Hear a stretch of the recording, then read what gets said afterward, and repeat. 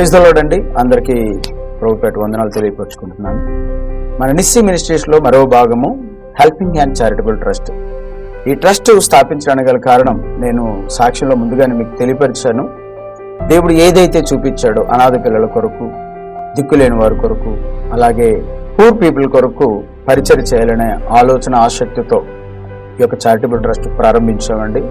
మరి అనేక మంది పిల్లలకు, పెద్దవారికి, అలాగే మెయిన్ ఏంటంటే చాలా మంది ఈరోజు ఆహారం కొరతతో ఎంతోమంది ఉన్నారు. అటువంటి వారిని కూడా చేర్చుకొని వారికి ఆదరణ కలిగి చేయడానికే ఈ చారిటబుల్ ట్రస్ట్ని ప్రారంభించడం జరిగింది. దేవుడు దీన్ని అధికంగా దీవించి ముందుకు తీసుకెళ్లాలని మీరు అందరూ ప్రార్థన చేసి సహకరించవలసిందిగా ప్రభుపేట మనవి చేస్తూ ఉన్నారు. God bless you all.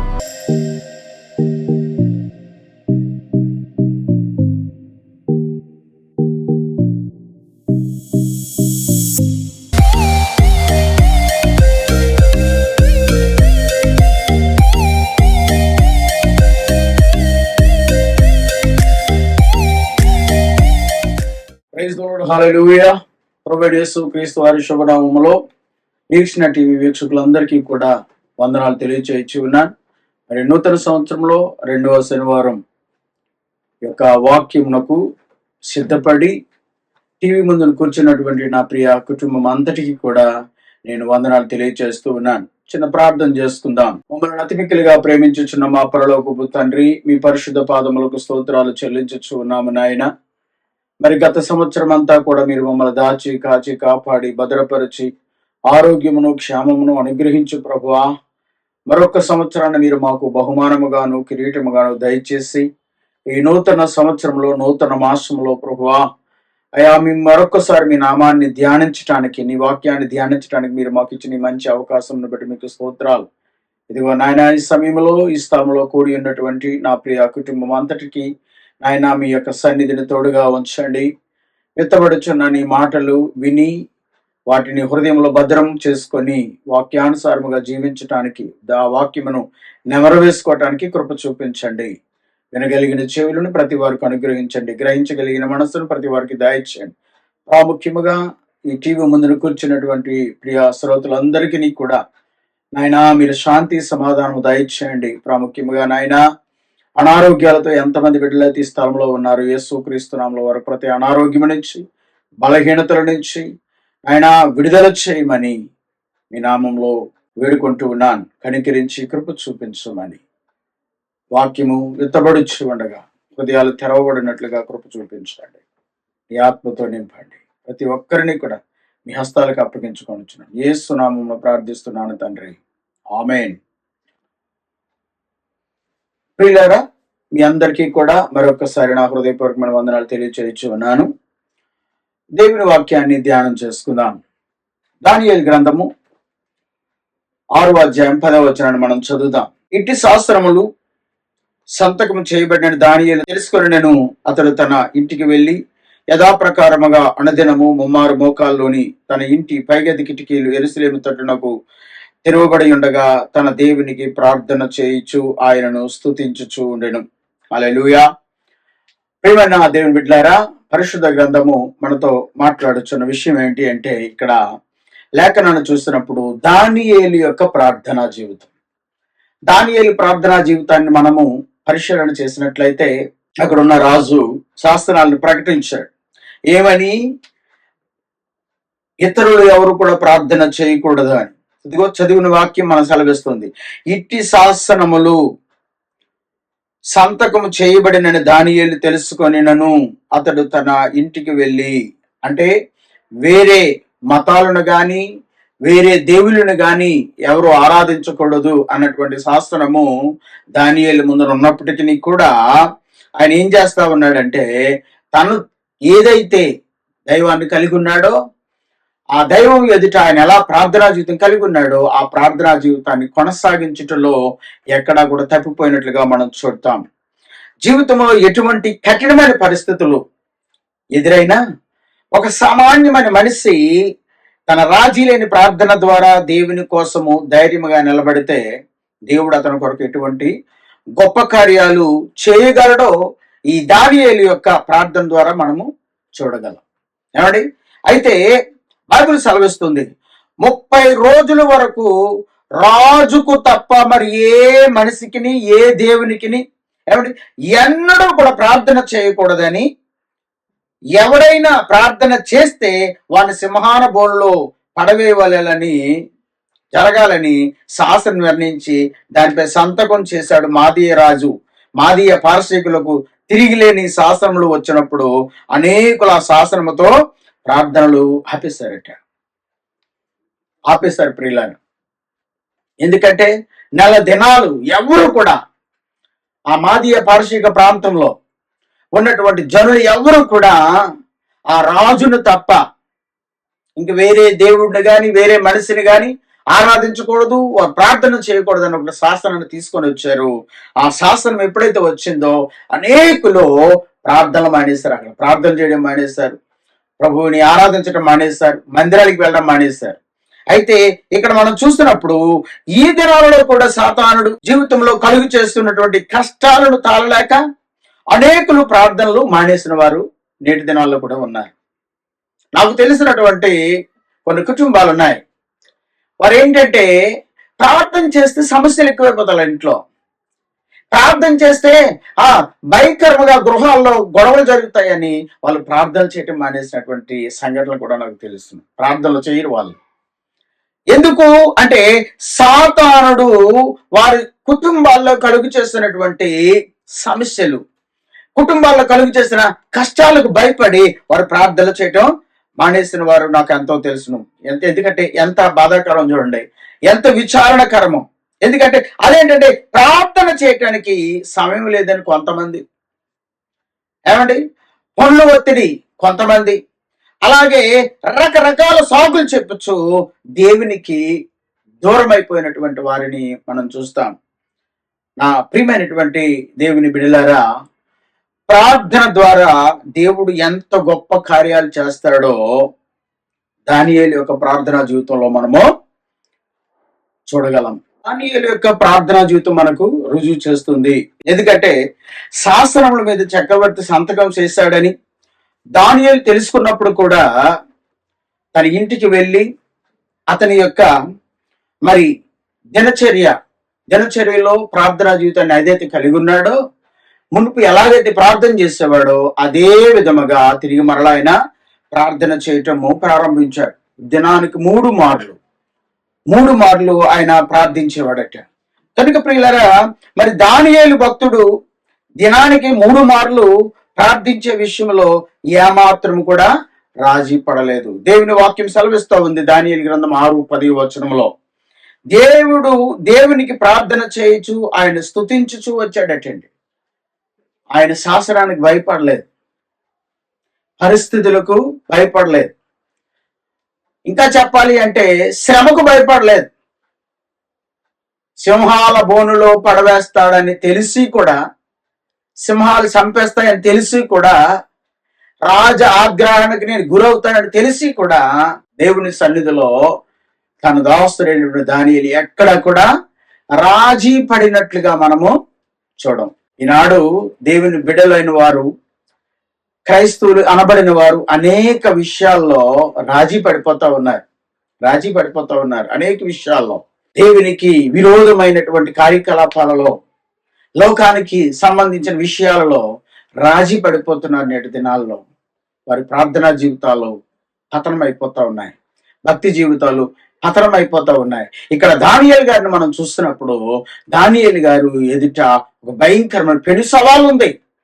ఎలాంటిదంటే మరణం తన ముందు ఉంది. కానీ తన ప్రార్థనా జీవితాన్ని ఆయన విడిచిపెట్టలేదు. తన ప్రార్థనా జీవితాన్ని తను ఎంత మాత్రం కూడా వదులుకోలేదు ప్రియులారా. ప్రియమైన దేవుని బిడ్డ, దేవుని సన్నిధిలో మనం చూస్తున్నప్పుడు ప్రార్థన విలువ తెలిసిన దానియేలు రాజశాసనముతో ఏకీవించలేదు. అందుకే ప్రార్థన విలువ తెలియాలి నేటి క్రైస్తవ సమాజానికి. ప్రార్థన విలువ తెలియాలి, ఉపవాసం యొక్క విలువ తెలియాలి, విజ్ఞాపన యొక్క విలువ తెలియాలి. ప్రార్థించే ప్రార్థనా పరునికి ప్రార్థన యొక్క విలువ తెలుస్తూ ఉండాలండి. నేటి సమాజంలో, నేటి సంఘంలో ప్రార్థనకు చోటు లేదు. పాటలకు అవకాశాలు ఇస్తాం, క్వైర్లు తయారు చేస్తాం, దానికి కొంత సమయాన్ని కేటాయిస్తాం, లేకపోతే వేరే వేరే అంశాల్లో మన మందిరాల్లో కొంత సమయాన్ని కేటాయిస్తాం, కానీ కన్నీటితో ప్రార్థించడానికి సమయాన్ని ఇవ్వం, ప్రార్థించడానికి సంఘానికి నేర్పించం. అందుకే అపవాది సంఘములలో జ్వరబడతా ఉన్నాడు, అందుకే శ్రమలను తీసుకొచ్చి సంఘాల్లో పెడతా ఉన్నాడు, కుటుంబాల్లో పెడతా ఉన్నాడు, సంఘ సమాజంలో పెడతా ఉన్నాడు. ప్రియమైన దేవుని కుటుంబమా, చూద్దాం ఇంకో విషయాన్ని. అయితే ఈ శాస్త్రమును ఏకీభవించలేదు సరికదా, ఆ శాస్త్రం దెబ్బకు అనేక మంది క్రైస్తవులు ఏమైపోయారట, ప్రార్థన మానేసి అందరికీ మాదిరిగా ఉండవలసిన వారు మాదిరి లేని వారుగా తయారైపోయారు. మనం చూసినట్లయితే ఒక విషయాన్ని మనం గమనిద్దాం. మొదటిగా మనుషులకు కాకుండా దేవునికి లోబడ్డాడు గనుక దానియేలు తన ప్రార్థనను ఆపలేదు. మొదటిగా మనం ఆలోచించాల్సింది ఏంటంటే, మనుషులకు కాకుండా దేవునికి దానియేలు లోబడ్డాడు కనుక తన ప్రార్థనా జీవితాన్ని ఎంత మాత్రము ఆపలేదు. ఎందుకంటే ఏ మనిషిని కూడా దేవుని స్థానానికి హెచ్చించేందుకు దానియేలు ఒప్పుకోలేదు, కనుకనే తన ప్రార్థనను తను ఆపలేదు. రాజు ద్వారా ఈ చట్టము వచ్చిందని దానియేలు విన్నప్పుడు దాన్ని లెక్క చేయలేదట. హల్లెలూయా, దాన్ని లెక్క చేయలేదు. ఎందుకో తెలుసా, తాను నమ్ముకున్న రాజు పరమందు ఆసీనుడై ఉన్నవాడు, తను సేవించుచున్న రాజు సర్వభూమండలాన్ని సృష్టించి సకల చరాచరమైనటువంటి బ్రహ్మాండాన్ని సృష్టించిన వాడని సత్యము దానియేలుకు తెలుసు కనుక అందుకే రాజు శాస్త్రాన్ని ఆయన లెక్క చేయలేదు. కనుక ప్రియ దేవుని బిడ్డ, మనము దానిని లెక్క చేయలేనటువంటి తనాన్ని మనం చూస్తున్నప్పుడు దేవునికి లోబడి అతడు మోకరించి ప్రార్థించాడు. చాలా సార్లు అనొచ్చు, అధికారికి లోబడాలి కదా అని. అధికారికి దేనికి లోబడాలో దేనికి లోబడకూడదో తెలుసుకొని క్రైస్తవ్యంలో ఉన్నటువంటి నీవు తెలుసుకొని దాన్ని వెంబడించి నేర్చుకోవాలి. హల్లెలూయా. ఎందుకంటే దేవునికి లోబడిన వారు అపవాదితో చేతులు కలపరు, దేవునికి లోబడిన వారు అపవాదితో చెలిమి చేయరు, లోకంతో కలిసిపోరు. ఇతను దేవుడు ప్రేమించినటువంటి కుమారుడిగా మనకు కనబడతా ఉన్నాడు. ఎందుకంటే అతడు ఏ రాజు కంటే లేక ఏ ప్రభుత్వం కంటే కూడా దేవునికి ఎక్కువగా గౌరవించే వ్యక్తిగా దానియేలు కనబడుతున్నాడు. నీవెలా ఉన్నావు ఒకసారి ఆలోచన చేయి. నువ్వు దేవుని కంటే అధికంగా దేన్ని ప్రేమిస్తున్నావో, దేవుని కంటే దేన్ని ఎక్కువగా నువ్వు హెచ్చు స్థాయిలో ఉంచుతున్నావో ఒకసారి నువ్వు ఆలోచించుకోవాలి. తర్వాత మనం చూస్తున్నప్పుడు అపోస్తలులు చెప్పినట్లు దానియేలు వైఖరి ఉన్నది. అదేమంటే మనుషులకు కాదు దేవునికే మేము లోబడవలనని చెప్పేసి అపోస్తల కార్యాలు 5:29 రాయబడి ఉంటుందండి. ఏంటట, మనుషులకు కాదు, మనము దేవునికే మేము లోబడవలనని ఉందని బైబిల్ గ్రంథం సెలవిస్తుంది. రాజుగారు ఏదైతే చేయవద్దని అన్నాడో దానినే దానియేలు చేశాడు. తన దేవునికి ప్రార్థన చేయకున్నట్లు ఏ చట్టము కూడా దానియేలును ఆపలేకపోయింది. ఏ చట్టం కూడా దేవుని నుండి దానియేలుని వేరు చేయలేకపోయింది. ఏ చట్టము కూడా దానియేలుని దేవుని నుండి వేరు చేయలేకపోయింది. అందుకే దానియేలు దేవుడికి లోబడ్డాడు గనుక, నిజమైన దేవునికి ప్రార్థించుటకు సిద్ధపడ్డాడు గనుక ప్రార్థనలో ఎక్కడ రాజీ పడలేదు. నా ప్రియమైన దేవుని బిడ్డ, ఒకవేళ నువ్వు రాజీ పడిపోతున్నావా? శ్రమలను చూసి, నిందలను చూసి, అవమానాలను చూసి, అనారోగ్యాన్ని చూసి రాజీ పడిపోతున్నావా? ఒకసారి పరిశీలన చేయి. ఈ నూతన సంవత్సరంలో పరిశుద్ధాత్మ దేవుడు నీతో మాట్లాడుతూ ఉన్నాడు. ప్రియ సహోదరి, నీతోనే మాట్లాడుతున్నాడు దేవుడు. భయపడుతున్నావా? శ్రమ నిన్ను భయపెడుతుందా? అనారోగ్యం నిన్ను భయపెడుతుందా? బలహీనత నిన్ను భయపెడుతుందా? భయపడవద్దు, జడియవద్దు. ఈరోజు నజరుడైన యేసుక్రీస్తు ప్రభువు నీతో మాట్లాడుతున్నాడు. యేసుక్రీస్తు ప్రభువు నీతో మాట్లాడుతున్నాడు. దానియేలును రక్షించిన దేవుడు నిన్ను ప్రతి శ్రమ నుంచి రాత్రి విడుదల చేయబోతున్నాడు. నమ్మితే నువ్వు దేవుని మహిమను చూస్తావు. సహోదరి, సహోదరుడా, ఎంత మాత్రం కూడా విసుగు చెందవద్దని పరిశుద్ధాత్మ నామంలో నేను మిమ్మల్ని బ్రతిమలాడుకుంటున్నాను. రెండవదిగా చూసినప్పుడు దానియేలు ధైర్యవంతుడు గనుక తన ప్రార్థనను ఆపలేదు. దానియేలు ఎవరట? ధైర్యవంతుడు. కనీసం ఎవరూ చూడకుండా తలుపులు మూసుకొని ప్రార్థించాలని ఆయన అనుకోలేదట. ఎవరో చూడకుండా. చాలాసార్లు చూడండి, ఈరోజు దేవుని మందిరానికి వచ్చినప్పుడు బైబిల్ దాచుకొని వస్తాం, బైబిల్ని దాచుకొని వస్తాం. కొంతమంది అయితే మందిరానికి వచ్చి బైబిలే తేరు. ఎందుకని? వాళ్ళకి ఏంటట, కొంతమందికి సిగ్గు, కొంతమందికి భయం, కొంతమందికి అవమానంగా ఫీల్ అయిపోతుంటారు. దేవుని పరిశుద్ధ గ్రంథాన్ని దేవుని మందిరానికి తీసుకొని రావటానికి రాజు భయంకరమైన శాస్త్రాన్ని పంపించాడు.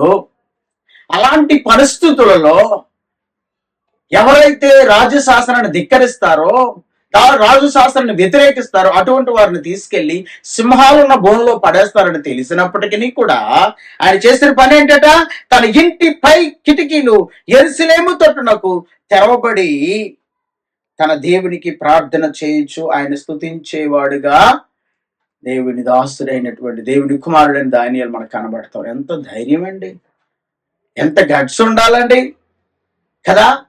చచ్చిపోతావురా బాబు, నువ్వు చనిపోతావు అని చెప్పినప్పటికీ కూడా నేను దేవుని కొరకు చనిపోవటానికి కూడా సిద్ధం అన్నట్లుగా ఆయన యెరూషలేము వైపు తన కిటికీలు బార్లుగా తెరిచి అందరూ వింటారు, అందరూ వింటున్నట్టుగా ఆయన ప్రార్థన చేయటము ప్రారంభించాడు. దేవుడి పట్ల తనకున్న నమ్మకము వల్ల ప్రమాదం ఎదురైనప్పుడు అతనిలో కనిపించేటువంటి ధైర్యము విషయంలో మరి దానియేలు ఆనాటి వారికే కాదు కానీ నేటి సంఘానికి కూడా ఆయన ఒక మాదిరిని చూపిస్తూ ఉన్నాడు. ప్రియులారా, నేటి సంఘానికి కూడా ఆయన ఒక మాదిరిని చూపిస్తూ ఉన్నాడు. ఎలాగంటే ఆయన ఆపద వచ్చినప్పుడు, శ్రమ వచ్చినప్పుడు, మరణం ఆయన ముందు నిలబడినప్పుడు కూడా లోకముతో ఆయన రాజీ పడలేదు. ఈ పరిస్థితి ఏంటి? ఈరోజు నీ యొక్క ప్రార్థనా జీవితం ఏంటి? ఈరోజు నీ భక్తి జీవితం ఏంటి? ఆలోచిస్తున్నావా నా ప్రియ కుటుంబమా, నా ప్రియ సహోదరుడా, ఈ వాక్యం వింటున్నటువంటి నా ప్రియ తమ్ముడు చెల్లి, ఆలోచిస్తున్నావా? భయపడుతున్నావా? నీ మీదకు దాడి జరిగినప్పుడు, నీ మందిరం మీద దాడి జరిగినప్పుడు, నీ కుటుంబం మీద దాడి జరిగినప్పుడు, లేకపోతే శత్రువు నీ మీద వచ్చి దాడి చేస్తున్నప్పుడు, అపవాది నీ మీదకి వచ్చి దాడి చేస్తున్నప్పుడు వాడిని చూసి భయపడుతున్నావా? నువ్వు భయపడవలసిన పని లేదు. ఇశ్రాయేలీయుల్ని కాపాడువాడు కునుకుడు నిద్రపోడు. హల్లెలూయా. వాళ్ళకిచ్చినటువంటి ఆ గొప్ప నిరీక్షణతో కూడినటువంటి అభయం నీకు ఇస్తున్నాడు దేవుడు. నిన్ను కాపాడువాడు కునుకుడు నిద్రపోడు. ఎందుకంటే అపవాదట ఎవరిని మృంగుదునా అని గర్జించే సింహంల వాడు తిరుగులాడుచూ ఉంటాడు. సాతాను పన్నాగానికి దానియేలు ఏమాత్రము తలవంచలేదు. మనల్ని దేవునికి దూరం చేసేయటానికి, దేవుని వాక్యానికి దూరం చేయటానికి, దేవుని సంఘానికి దూరం చేయటానికి, దేవుడితో మనకు ఉన్నటువంటి ఆ ఐక్యతను దూరం చేయటానికి అపవాది నానా విధముల పన్నాగాలన్నీ పండుతాడు. నానా విధములైనటువంటి ఆలోచనలన్నీ ఆలోచిస్తాడు. ఏది ఏమైనా ఎన్ని విధాలుగా వాడు ఆలోచించినా కూడా నీకు ఉండవలసినటువంటి విధి ఏంటంటే, నేను నమ్ముకున్న నా దేవుడు సర్వశక్తిమంతుడు, నేను సేవించుచున్న దేవుడు సర్వసృష్టికి ఆధారభూతుడు గనుక ఆయన యందు నేనున్నా, నాకు భయం లేదన్న సత్యసత్యంలో నడిపించబడాలని ప్రభు పేరు నేను బ్రతిమలాడుకొని ఉన్నాను. ప్రియమైన దేవుని బిడ్డలారా, మనం ఆలోచించినట్లయితే గర్జించి సింహం తిరుగులాడినట్లుగాడట వాడు ఎవడ మృంగుదునని వాడు తిరుగులాడుతాడు. కనుక ఏమాత్రము తల వంచిన వాడు కాదు. యోధా గోత్రపు సింహము వైపు చూస్తూ ఆయన పైన విశ్వాసం ఉంచి సింహాల బోనులోనికి ధైర్యంగా వెళ్ళడానికి దానియేలు సిద్ధపడ్డా. అది ఆయనలో ఉన్న ధైర్యం. ఆయనలో ఉన్న ధైర్యం ఏంటట? యోధా గోత్రపు సింహమై ఉన్న నా తండ్రి, యోధా గోత్రపు సింహమైన నా దేవుడు ఆయన వైపు చూచుచు ఆయన పైనే విశ్వాసం ఉంచి సింహాల బోనులోనికి కూడా వెళ్ళిపోవటానికి ఆయన సిద్ధపడ్డాడు. అటువంటి ఆ ధైర్యము దేవుడు దానియేలుకి ఇచ్చాడు. ఈరోజు ఎలాంటి పరిస్థితిని ఎదుర్కోవడానికి సిద్ధంగా ఉన్నావా? ఎలాంటి పరిస్థితిని ఎదుర్కొని ప్రభు పాదాల దగ్గర నువ్వు ఆయనతో గడపడానికి సిద్ధంగా ఉన్నావా? దేవుడు నీతో ఉండి నిన్ను విజయం వెంబడి నడిపించడానికి దేవుడు సిద్ధపడుతూ ఉన్నాడు. చివరిగా ఒక మాటను చూపించి మనం ముగించుకుందాం. చూద్దాం. మనుషుల యందు లక్ష్యం ఉంచక దేవుని యందు లక్ష్యం ఉంచేవాడు గనుక దానియేలు తన ప్రార్థనా జీవితాన్ని ఆపలేదండి. మనం మూడో అంశంగా చూస్తున్నాము, మనుషులు యందు లక్ష్యం ఉంచగా దేవుని యందు లక్ష్యం ఉంచేవాడు దానియేలు కనుక తన ప్రార్థనా జీవితంను ఎక్కడా కూడా ఆగిపోయినట్లుగా మనము చూడము. దానియేలు దేవుని లక్ష్య పెట్టేవాడు గాని మనుష్యులు లక్ష్య పెట్టేవాడుగా లేడు. మనుషునిచ్చే శాస్త్రాలు లక్ష్య పెట్టేవాడుగా లేడు. కనుకనే ప్రార్థన జీవితంలో ఆయన ఎక్కడ కూడా రాజీ పడలేదు. క్రైస్తవ ఆయన మనుషుల వైపు చూడలేదు, మనుషుల యొక్క ప్రభావాల వైపు చూడలేదు, మనుషుల యొక్క ఆలోచన వైపు ఆయన యొక్క మనస్సు లేదు. కానీ తాను నమ్ముకున్న దేవుని యందు మాత్రమే లక్ష్యం ఉంచాడు. అందుకే లేఖనాలు సెలవిస్తా ఉన్నాయి దానియేలు గ్రంథం 6:13. అందుకు వారు చెరపట్టబడిన యూదులలో ఉన్నటువంటి ఆ దానియేలు నిన్నే గాని నీవు పుట్టించిన శాస్త్రమునే గాని లక్ష్య పెట్టక అనుదినము ముమ్మారు ప్రార్థన చేయించున్నాడని చెప్పి వారు దానియేలు మీద ఒక రిపోర్ట్ని తయారు చేసి తీసుకొని వెళ్ళారు. దేవుని బిడ్డలారా, ప్రార్థన చేయాలంటే హృదయంలో దేవుని యందు ఒక లక్ష్యం, ప్రార్థనలో ఒక లక్ష్యము మనం ఉంచాలి, లక్ష్యం ఉండాలి. అనేకులు తమ హృదయాల్లో పాపంపై లక్ష్యం ఉంచుతున్నారు కానీ ప్రార్థన లక్ష్యము ఉంచలేకపోతున్నారు. కీర్తనలో 66:18 చూసినప్పుడు నా హృదయంలో నేను పాపము లక్ష్యము చేసిన ఎడల ప్రభువు నా మనవి వినకపోవనంటాడు కీర్తనకారుడు. ఎడిటా పాపము లక్ష్యం ఉంచితే నా ప్రార్థన నా దేవుడు వినడు. నువ్వెవరిని లక్ష్యం ఉంచాలి? దేవుని యందు నువ్వు లక్ష్యం ఉంచాలి. దేవుని బిడ్డలారా, దేవుని యందు, దేవుని మాటల యందు, ఆయన వాక్యం అందును లక్ష్యం ఉంచడానికి ఎటువంటి ఆపద అవమానములు కలగకుండా దేవుడే చూస్తాడని కీర్తనకారుడు చెప్పుచున్నాడు 119:6 నీ ఆజ్ఞలన్నిటిని నేను లక్ష్యము చేయనప్పుడు నాకు అవమానము కలుగదు. ఎంత గొప్ప సంగతి అండి! ఎంత గొప్ప దేవుడు అండి మన దేవుడు. కృంగిపోతున్నావా సహోదరుడా? కృంగిపోవద్దు. ఇదిగో నీ దేవుడు అయినటువంటి యేసు క్రీస్తు ప్రభు నీ ఎదుటి నిలబడి ఉన్నాడు. నీ తండ్రి అయిన దేవుడు నీ ఎదుటున్నాడు నిన్ను లేవనెత్తటానికి. ప్రార్థన జీవితం కలిగి ఉన్నావా? ప్రార్థన చేయగలుగుతున్నావా? దానియేలు అనుదినము దేవుని సేవించేవాడు గనక తన ప్రార్థనా జీవితాన్ని ఎక్కడ ఆపలేదు. నువ్వు అనుదినము దేవునితో సహవాసం కలిగి ఉన్నావా? అనుదినము దేవునితో నువ్వు సహవాసం కలిగి దేవునితో నడుస్తున్నావా? ఒకసారి నిన్ను నువ్వు పరిశీలన చేసుకోవలసిందిగా ప్రభుపేట నేను తెలియపరుస్తా ఉన్నా. దేవుడు మనతో మాట్లాడుచు ఉన్నాడు. ఈ యొక్క రాత్రి వేళలో పరిశుద్ధాత్మ దేవుడు నీతో మాట్లాడుతున్నాడు. నీ ప్రార్థనా జీవితం ఎలా ఉంది? ఒకసారి నీ ప్రార్థనా జీవితాన్ని పరిశీలన చేసుకో. మనుషులకు కాకుండా దేవునికి లోబడే ప్రార్థనా జీవితం నీకు ఉండాలి. రెండవదిగా చూస్తున్నప్పుడు దానియేలు ధైర్యవంతుడు. ఆయన ధైర్యాన్ని ఎక్కడ విడిచిపెట్టలేదు. ఎందుకంటే దైవము ఎడల ఆయనకున్నటువంటి గొప్ప ధైర్యం అండి. దానియేలు ఎందుకు ధైర్యం కలిగి ఉన్నాడంటే తాను సేవించుచున్న దేవుడు తనను విడిపించగల సమర్థుడన్నాడు ధైర్యం. మూడవదిగా చూస్తున్నప్పుడు మనుషులు యందు ఆయన లక్ష్యం ఉంచలేదు కానీ దేవుని యందే ఆయన లక్ష్యం ఉంచాడు. కనుక నా ప్రియ కుటుంబమా, దేవుని బిడ్డలారా, మనము దేవుని లక్ష్యం ఉంచుదాం, దేవుడి మీద ఆధారపడదాం, దేవుని చేత నడిపించబడదాం. ఎటువంటి శ్రమ వచ్చినా శ్రమల వైపు చూడకుండా ప్రార్థన విజ్ఞాపన చేయించు ప్రభు పాదాల దగ్గర గడుపుదాం. అటువంటి ప్రార్థన చేసేవాడిని ఎంత మాత్రం అలక్ష్యం చేయడు. ప్రార్థించి వారిని విడిచిపెట్టే దేవుడు కాదు. ఆయన సెలవిస్తున్నాడు, నేను ప్రార్థించి వారి ఎట్లా కృప చూపుటకు నేను ఐశ్వర్యవంతుడై ఉన్నాడు. సెలవిచ్చిన దేవుడు మనకు తోడై ఉన్నాడు. వాళ్ళు నడిపించడానికి, బలపరచడానికి సిద్ధంగా ఉన్నాడు. ప్రార్థన చేసుకుందాం. మమ్మల్ని అతి మిక్కిలిగా ప్రేమించుచున్న మా పరలోకపు తండ్రి, మీ పరిశుద్ధ పాదములకు స్తోత్రాలు. ఇదిగో నీ సేవకుడు, నీ దాసుడైనటువంటి దానియేలు మా ముందు ఉంచారు. దానియేలులో ఉన్నటువంటి మంచి సుగుణాలను ప్రభు మా ముందు ఉంచారు. నాయన నిజమే తండ్రి, మాకు కూడా అటువంటి ప్రార్థనా జీవితాన్ని ఇవ్వండి.